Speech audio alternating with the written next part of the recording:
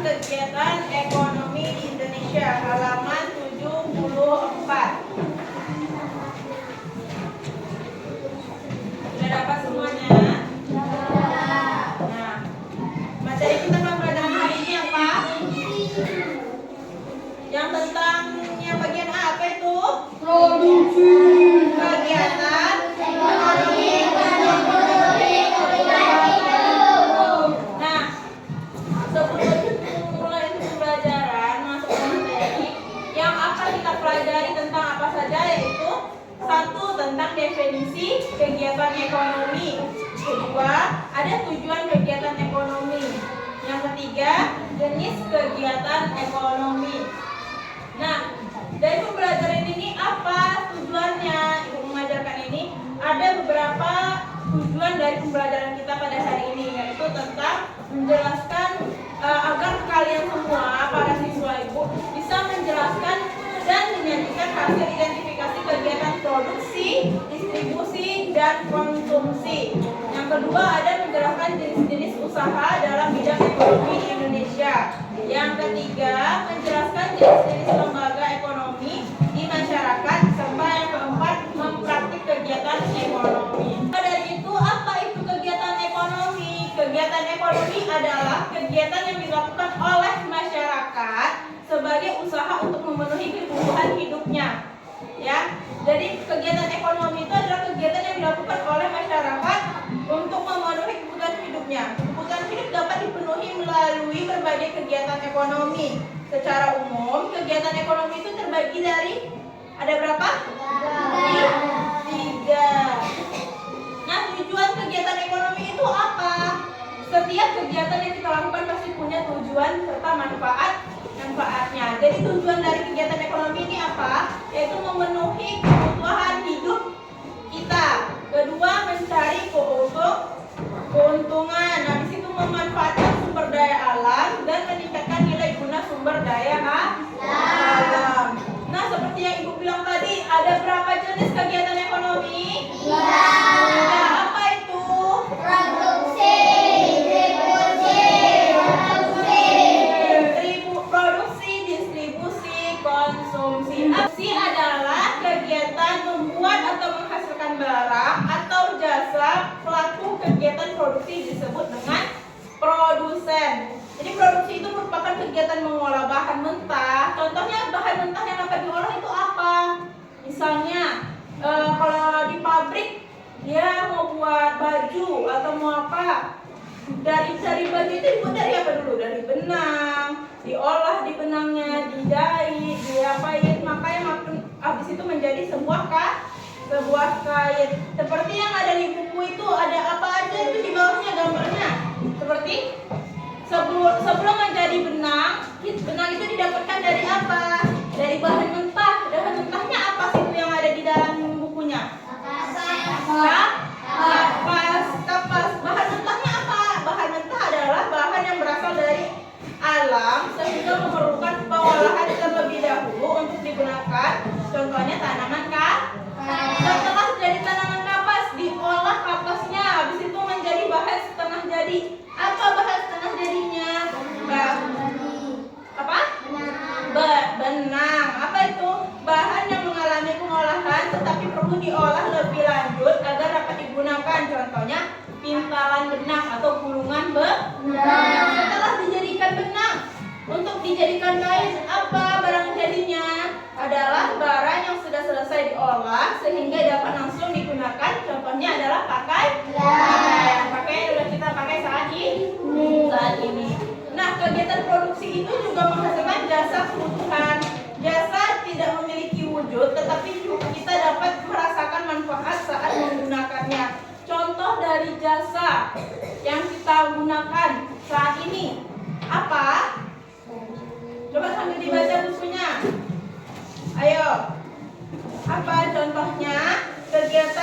apa? Ini kegiatan yang ibu lakukan. Ibu merupakan seorang jasa atau produsen apa? Guru yang mengajar di kelas dan sopir bus yang mengantar penumpang ke tempat tujuan. Jadi produksi itu bukan cuma hanya barang, tapi juga sebagai jasa. Ada juga kegiatan produksi yang menghasilkan barang. Apa yang menghasilkan barang contohnya? Perkebunan, membudidayakan sayur dan buah-buahan, penjahit membuat pakaian, penjual dan perajin yang membuat mebel. Nah, habis dari produksi apa lagi? Ada apa kegiatan distribusi?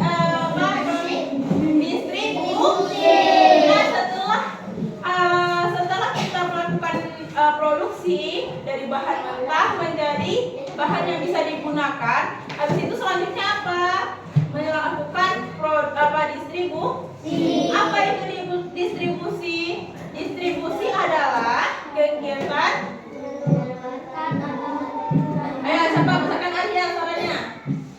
Distribusi adalah kegiatan menyalurkan atau mengantarkan barang dan jasa dari tempat produksi atau produsen kepada orang yang membutuhkan barang dan jasa atau konsumen.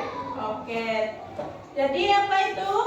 Bisa dibilang dengan atau contohnya dengan produksi barang. Produksi barang merupakan kegiatan yang menghasilkan barang atau benda. Contohnya, yang tadi kan ada tuh yang dari tempat produksi ke tempat kepada orang yang membutuhkan barang dan jasa. Contohnya apa? Seperti petani yang memanen hasil pertaniannya, memanen hasil tanamannya, habis itu diantar ke pasar untuk dijual belikan. Nah, di sini apa? Ada secara umum kegiatan distribusi dikelompokkan sebagai berikut. Ada apa aja? Yang pertama dari agen.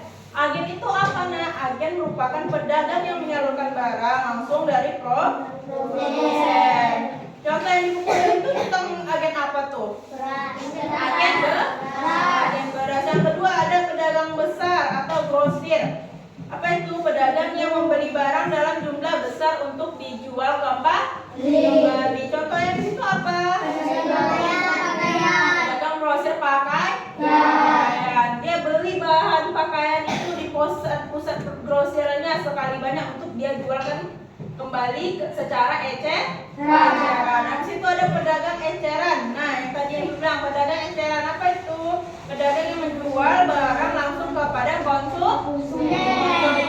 Contohnya, tahu toko kelontong, nak?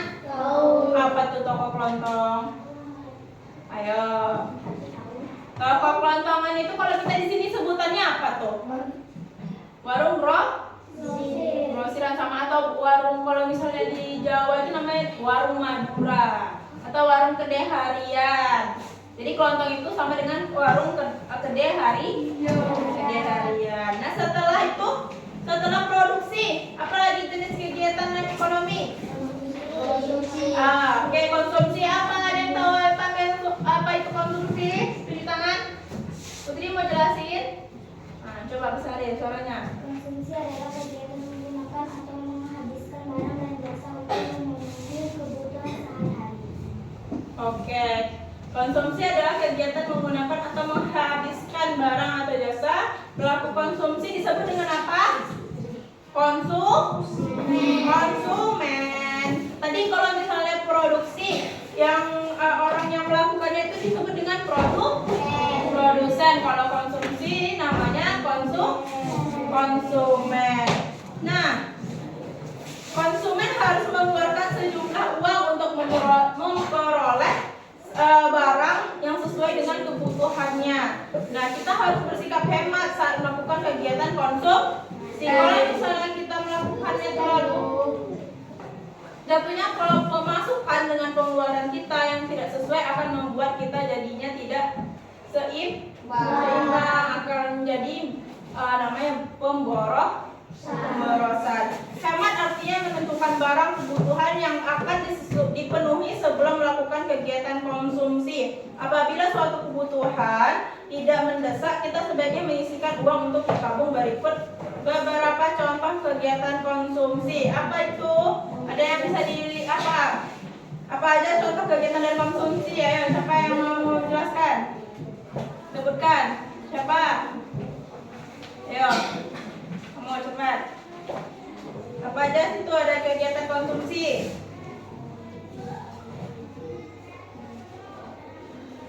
Tuh yang ini. Gambar. Membaca buku untuk memperoleh ilmu pengetahuan. Habis itu mengkonsumsi makanan yang bergizi. Terus habis itu menggunakan laptop untuk belajar secara daring. Nah, menghargai produk buatan dalam negeri sendiri atau produk Indonesia. Fungsinya untuk menghargai produk buatan sendiri itu untuk apa? Untuk meningkatkan ekonomi negara kita sendiri. Kalau kita sering beli belanja ke luar negeri misalnya, kalau kita beli ke barang ke negara lain, berarti kita memakmurkan negara orang lah daripada negara kita. Tentunya kita malah makin memiskinkan negara kita sendiri. Makanya dari sekarang cintailah produk Indonesia dengan cara lebih sering membeli produk-produk seperti UMKM ataupun barang-barang yang ada di Indonesia. Nah, dalam negeri dijual ke luar negeri disebut dengan apa? Ekspor. Kalau dari luar negeri masuk ke Indonesia dalam negeri namanya impor. Coba ibu ulang lagi. Yang barang yang dijual dari dalam negeri ke luar negeri namanya ekspor. Kalau dari luar negeri ke dalam negeri namanya impor. Nah, contohnya adalah hasil kerajinan tangan, pakaian, tas, dan sepatu. Sebagai bangsa Indonesia, kita harus bangga dan mencintai produk dalam negeri. Bangga dan mencintai produk dalam negeri juga merupakan wujud menghargai para produsen yang sudah membantu terpenuhi kebutuhannya. Seperti yang Ibu jelaskan di awal, setiap kegiatan itu pasti memiliki tujuan serta manfaat. Tujuan tadi dijelaskan di awal. Sekarang Ibu akan jelaskan tentang apa manfaat dari kegiatan ekonomi ini. Yang pertama ada memenuhi kebutuhan hidup kita. Kegiatan ekonomi memungkinkan individu serta keluarganya untuk memperoleh barang dan jasa. Habis itu meningkatkan kesejahteraan. Individu akan dapat meningkatkan pendapatan mereka yang akan dapat meningkatkan kualitas hidup mereka juga. Yang ketiga ada menciptakan lapangan kerja. Kegiatan ekonomi yang berkembang dapat membuka peluang kerja baru serta mengurangi pengangguran. Sampai di sini paham? Nah, coba lihat halaman 78. Nah, coba lihat yang ayo berlatih. Coba dikerjakan dulu yang halaman 78. Nanti kalau sudah selesai silahkan dikumpul. Sudah ada yang siap dengan tugasnya tadi? Siapa yang sudah siap? Ya, yang sudah siap silakan maju depan kumpulkan.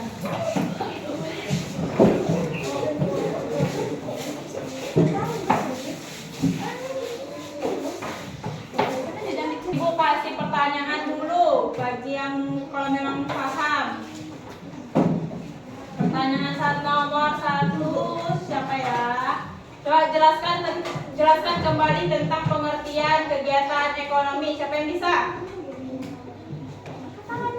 Segala aktivitas yang dilakukan manusia untuk memenuhi kebutuhan hidupnya. Oke, benar? Nah, Selanjutnya. Selanjutnya, apa perbedaan dari kegiatan produksi, konsumsi, dan distribusi? Siapa yang bisa? produksi pembuatan barang atau jasa, distribusi penggunaan barang atau jasa, konsumsi pemindahan barang dari produsen ke konsumen. Oke, jadi kalau produksi itu orangnya disebut dengan apa? Apa orangnya kalau di produksi disebut dengan produk? Kalau konsumsi orangnya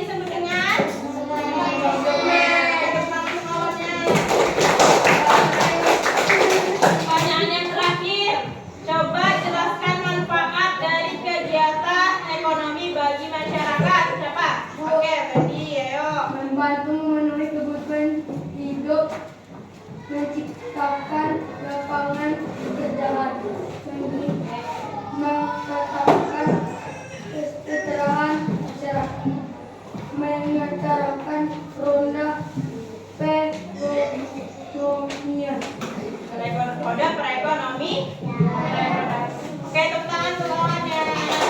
Oke, perhatikan di sini anak-anak itu pada paham semua ya. Di sini sudah pada paham menurut Ibu. Nanti selanjutnya untuk kegiatan di rumah silakan kerjakan halaman 79, yaitu tentang membuat map proses kegiatan ekonomi yang ada di lingkungan sekitar kita.